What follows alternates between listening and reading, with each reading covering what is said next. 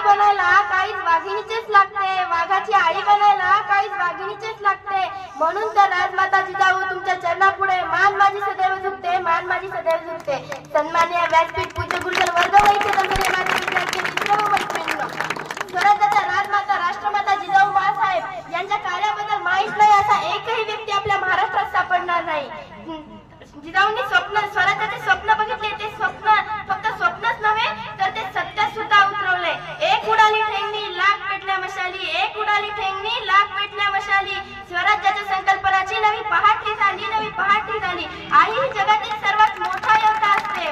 आई म्हणजे प्रेम, आई म्हणजे त्याग, आई म्हणजे आपुलकी, आई म्हणजे जिद्द, संयम आणि सामर्थ्याचा संगम म्हणजे आई असते. आपल्या पुत्रावर महान संस्कार करणारी जिजाऊ महान माता होती. आपल्या पुत्रावर महान संस्कार करणारी जिजाऊ महान माता होती. ही जिजाऊ महान माता होती. जगातील प्रत्येक स्त्रीने आदर्श घ्यावा अशी आदर्श माता होती, अशी आदर्श माता होती.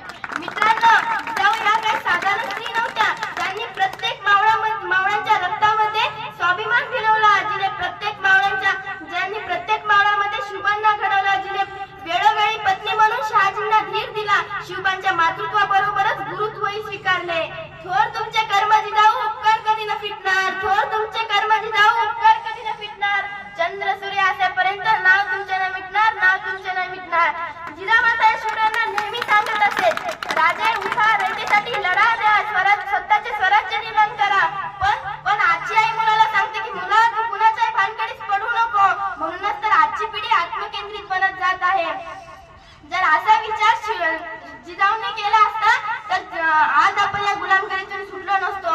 सर्वच म्हणतात राजे तुम्ही पुन्हा जन्माला या. सर्वच म्हणतात राजे तुम्ही पुन्हा जन्माला या. अहो, पण राजे जन्माला येतील त्याआधी जिजाऊ तर जन्माला आला पाहिजेत ना. म्हणूनच ते मी तुम्हाला सांगते, जिजाऊ तुम्ही नसते आहात नसते झाले शिवराय. जिजाऊ तुम्ही नसते आहात नसते झाले शिवराय. जिजाऊ तुम्ही नसता आहात नसता मिळाला स्वराज्याचा ठेवा. जिजाऊ तुम्ही नसते आहात नसते लढले मावळे. तुम्ही नसता आहात नसते दिसले विजयाचे सोहळे. जिजाऊने आपल्याला एकच शिकवण दिली आहे, ना वाकायचे